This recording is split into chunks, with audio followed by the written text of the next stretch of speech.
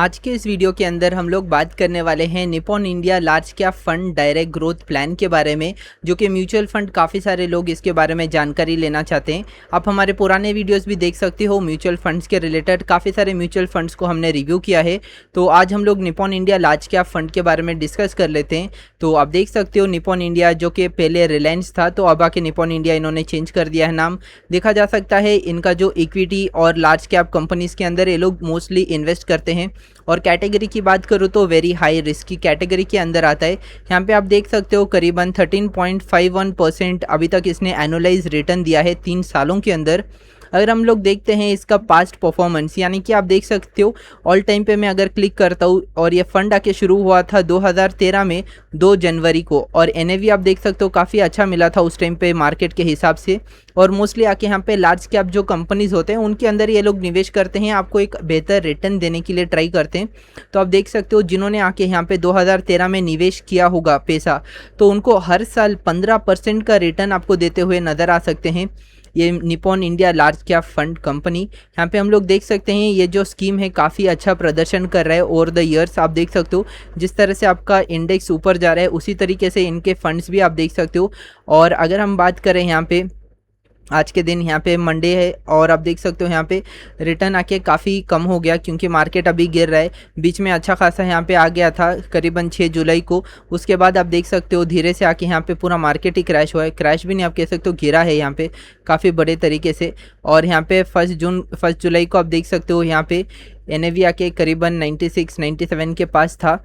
तो अभी आके यहाँ पे हम लोग देख सकते हैं सीधा 101 रुपये से सीधा नीचे गिर गया अभी के लिए। तो यहाँ पे हम लोग देख सकते हैं जो एनएवी है करीबन 99.81% आपको देखने को मिलेगा, 99.81 रुपीज़। और अगर हम बात करें जो लोग एसआईपीस करना चाहते हैं इस फंड के अंदर, तो वो लोग आके यहाँ पे 100 रुपये से निवेश करना शुरू कर सकते हैं। तो मिनिमम इन्वेस्टमेंट यहाँ पे इस म्यूचुअल फंड के अंदर 100 रुपये है। वहीं पे अगर हम लोग बात करते हैं इसका फंड साइज़, तो फंड साइज़ आपको देखने को मिलेगा करीबन 51,660 रुपीज़ के आसपास, यानी कि आप देख सकते हो 51,660 करोड़ रुपीस ये इसका फंड साइज है। और एक्सपेंस रेशो, यानी कि आप अगर एग्जिट करते हो यानी कि रिडीम करते हो अपना पैसा, तो यहाँ पे 0.88% का आपको एक्सपेंस रेशो पे करना पड़ेगा। अगर हम बात करें इसके कैटेगरी के रेटिंग के ऊपर, तो 5 आउट ऑफ 5 स्टार माना जाता है इस फंड को दिया जाता है, क्योंकि ये फंड अच्छा रिटर्न आपको देता हुआ नज़र आ रहा है। यहाँ पे रिटर्न्स गारंटीड नहीं है, ये मार्केट के ऊपर ही रहता है। लेकिन अगर हम बात करें कि ये म्यूचुअल फंड काम कैसा किया है, तो आप देख ही सकते हो।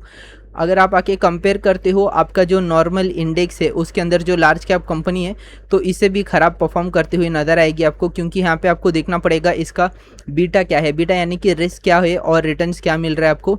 तो आप देख सकते हो 1 साल के अंदर तो इसने काफ़ी बुरा प्रदर्शन किया है, 2.18% का आके नेगेटिव रिटर्न दे रहा है क्योंकि मार्केट गिर रहा है उस वजह से। वहीं पे 3 साल पे आओगे तो 13% का रिटर्न एनुअलाइज्ड है हर साल आपको मिल रहा है, 5 साल में 15, और ओवर द ईयर्स आप देख सकते हो 15.22% का एनुअलाइज रिटर्न मिल रहा है, यानी कि काफ़ी अच्छा ही रिटर्न्स चल रहा है इस म्यूचुअल फंड में। अब हम लोग कैलकुलेट करेंगे हमारा एसआईपी, उसके बाद हम लोग आगे बढ़ेंगे। एसआईपी काफ़ी सारे लोग जानना चाहते हैं कि कितना आपको रिटर्न मिलेगा। तो आप देख सकते हो निपॉन इंडिया का लार्ज कैप फंड में आप अगर 5,000 रुपये निवेश करते हो, तो ये देखिए यहाँ पे 1 साल में आपने अगर निवेश किया है तो टोटल 60,000 रुपये आपके जेब से जाएंगे, और आपको मिलेगा 59,330, क्योंकि मार्केट अभी डाउन है उस वजह से रिटर्न डाउन हो गया। अब आके हम लोग चेक करते हैं अगर 3 साल तक आप अगर निवेश रहोगे तो क्या मिलेगा आपको। तो आपके जेब से जाएगा 1,80,000, लेकिन आपको मिलेगा यहाँ पे 1,96,216 रुपीज़, जो कि काफ़ी बेटर है। ऑलमोस्ट 9% का आपको रिटर्न मिल रहा है। वहीं पे आप अगर 5 साल तक इस फंड के साथ आप रहोगे निवेश, तो आपकी जेब से जाएगा करीबन 3 लाख रुपया, आपको मिलेगा यहाँ पे 4,07,280 रुपीज़, जो कि ऑलमोस्ट 35% का ये रिटर्न देता हुआ नज़र आ सकता है। आप देख सकते हो डिफरेंस 1,07,000 का तो डिफरेंस इसने दे दिया।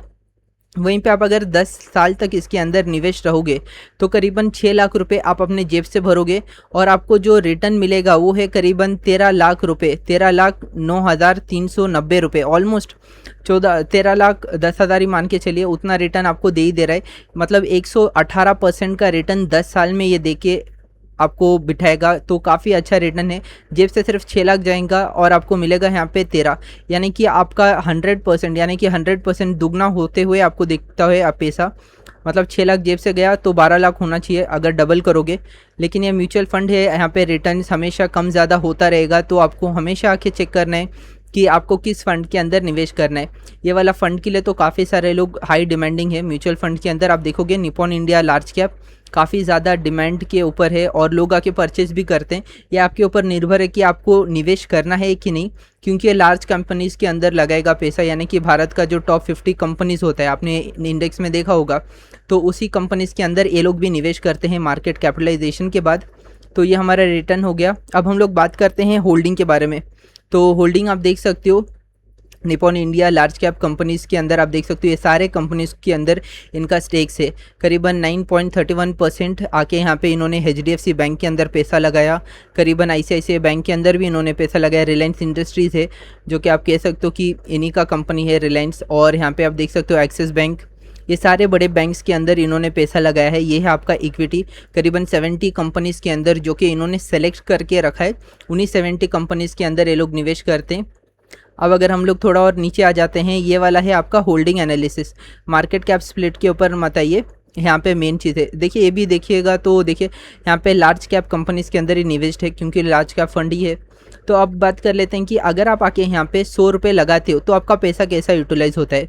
तो 99.76 पैसा यानी कि 99 रुपीज़ आके यहाँ पे आपके 100 रुपये में से ये लोग तो निवेश करेंगे डायरेक्टली कैश के अंदर, यानी कि आपके इक्विटीज़ के अंदर। बाकी कैश रिजर्व आप देख सकते हो इनके पास है करीबन 0.24%, यानी कि कोई भी अगर आके यहाँ पे रिडीम करता है पैसा तो ये फंड उनके पास होना चाहिए देने के लिए, तो वही है ये 0.24। बाकी पूरा 1 रुपया के मतलब 100 रुपये के अंदर 99.76 पैसा तो ये लोग खर्च कर देते हैं सिर्फ इक्विटीज़ बाई करने में, जिससे कि आपको अच्छा रिटर्न मिले। अब थोड़ा और नीचे आ जाते हैं, ये देखिए अल्फ़ा, अगर आके इनका इंडेक्स परफॉर्म करता है 10%, मान के चलिए साल के अंदर 10% का रिटर्न दे रहा है, तो ये आके यहाँ पे आपको 13.53% का रिटर्न देगा। 13.53% का रिटर्न देगा, वो भी रिस्क फ्री रिटर्न के बाद। यानी कि आपका जो नॉर्मली इक्विटी के अंदर आपको देखने को मिलेगा कि यहाँ पे सरकारी बॉन्ड्स जो कि यहाँ पे आपको बिना कोई रिस्क लिए अच्छा खासा रिटर्न बना के देती है, उसको भी माइनस करने के बाद ये अल्फ़ा बनता है। देखिए यहाँ पे 3.53। अगर आपको आके दिख रहा है कि यहाँ पे गवर्नमेंट बॉन्ड्स ही आपको आके 10% का रिटर्न तो नहीं देता है, मान के चले कि 5% का रिटर्न आके गवर्नमेंट बॉन्ड दे रही है और आपको म्यूचुअल फंड भी दे रही है, तो आप आके गवर्नमेंट बॉन्ड के पास जाओगे, क्योंकि सरकारी बॉन्ड तो यहाँ पे आप कह सकते हो कि एक तरीके से बैकिंग मिलता है कि यहाँ पे सरकारी बॉन्ड आके कभी भी डिफ़ॉल्ट नहीं करता है, तो लोग आके यहाँ पे सरकारी बॉन्ड की तरफ जाएंगे, म्यूचुअल फंड की तरफ जाएगा ही क्यों। तो उसके वजह से यहाँ पे रिस्क फ्री रिटर्न भी आपको देखना पड़ेगा। फिर यहाँ पे बीटा है, बीटा यानी कि रिस्क, जब भी आके बीटा एक के ऊपर हो या फिर 1 हो तो आप समझ लीजिए कि यहाँ पे रिस्क हो रहा है, यानी कि बीटा अगर ज़्यादा है तो यहाँ पे प्रॉब्लम होगा। बीटा जितना कम उतना बेटर। आप देखिए बीटा आके 1 से नीचे है, 0.96 है, 1 से नीचे होगा तो बिल्कुल ठीक है, आप आके निवेश कर सकते हो। बीटा का मतलब होता है कि अगर मार्केट गिरता है तो आपका फंड्स कितना नीचे गिरेगा, अगर मार्केट ऊपर बढ़ता है तो आपका जो फंड्स है उसमें रिस्क कितना हो सकता है, तो वही है बीटा। तो ये वाला ज़्यादा अगर आप समझना चाहते हो तो समझ सकते हो, कोई इशू नहीं है, लेकिन नॉर्मली जो मेन चीज़ है वही हम लोग हाईलाइट करेंगे। ओके, तो यहाँ पे आते हैं हमारा मेन एग्जिट लोड। अगर आप आके एग्जिट करते हो, आज आपने परचेज़ किया म्यूचुअल फंड, आज है आपका 9 तारीख, अगर आप आके 7 दिनों के अंदर इससे पैसा निकाल लेते हो यानी कि रिडीम करते हो, तो आपको यहाँ पे 1% पे करना पड़ेगा इस फंड हाउस को। और ये रखा ही गया है जिससे कि लोग जल्दी पैसा ना निकाले, आज लगाया कल निकाल लिया, ये तो इक्विटी मार्केट है नहीं, यहाँ पे लोग लॉन्ग टर्म के लिए आते हैं, तो वही 7 दिन के अंदर आप निकालोगे तो 1% काट लिया जाएगा। स्टैम्प ड्यूटी की बात करें तो यहाँ पे 0.005 ये स्टैंडर्ड स्टैम्प ड्यूटी कटता ही है, सरकार को जाता है पैसा। अब आते हैं हमारा टैक्स इम्प्लीकेशन। देखिए अगर आप रिडीम करते हो 1 साल के अंदर और आपका जो रिटर्न से उसके ऊपर 20% का टैक्स लगेगा। सपोज़ कीजिए कि 1 लाख रुपए आपने निवेश किया, 20,000 रुपये का आपका रिटर्न आया, तो 20,000 के ऊपर 20% का रिटर्न, 20% मतलब 20,000 के ऊपर जो रिटर्न है, जो आपका 20,000 है, उसके ऊपर 20% का आके यहाँ पे टैक्स लगेगा और कटने के बाद आपको मिलेगा पैसा। सपोज़ कीजिए कि अगर आप रिडीम करते हो 1 साल के बाद, तो यहाँ पे देखिए 1 साल के बाद अगर आपका रिटर्न 1,25,000 के ऊपर जाता है या फिर 1,25,000 है, तो आपको 12.5% का यहाँ पे टैक्स पे करना पड़ेगा। ठीक है, अगर नहीं है तो कोई इशू नहीं है, आपको वहाँ पे करने की ज़रूरत नहीं है। 1,25,000 तक अगर नहीं बनता है 1 साल के अंदर, मतलब 1 साल के ऊपर, तो वो आप चेक कर सकते हो, ये वाला आपका टैक्स इम्प्लीकेशन है।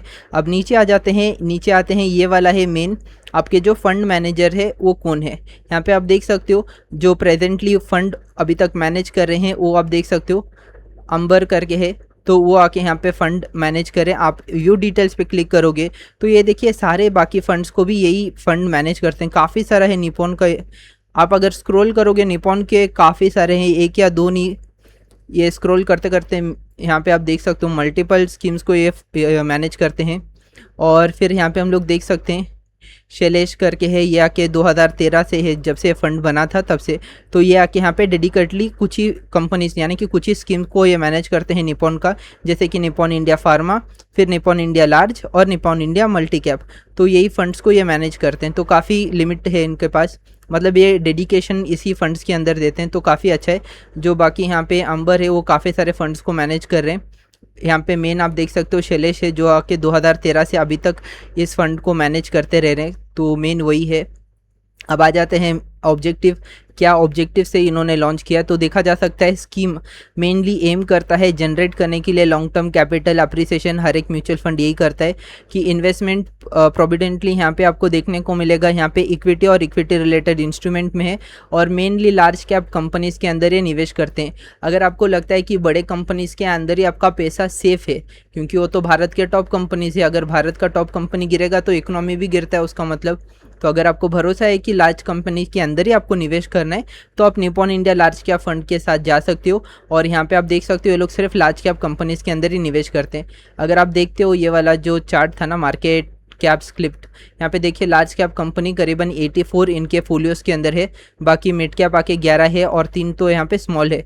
तो मेन आके यहाँ पे लार्ज कैप कंपनीज़ के अंदर ही ये लोग निवेश करते हैं। उस तरह से आपको डिसाइड करना है। तो उम्मीद है कि आपको पूरा जानकारी मिल गया है। कोई भी डाउट है इस म्यूचुअल फंड के रिलेटेड या कोई दूसरा म्यूचुअल फंड के बारे में आप जानकारी लेना चाहते हो तो आप नीचे कमेंट सेक्शन में बता सकते हो। तो मिलते हैं अगले वीडियो में। Thank you for watching this video guys, thank you.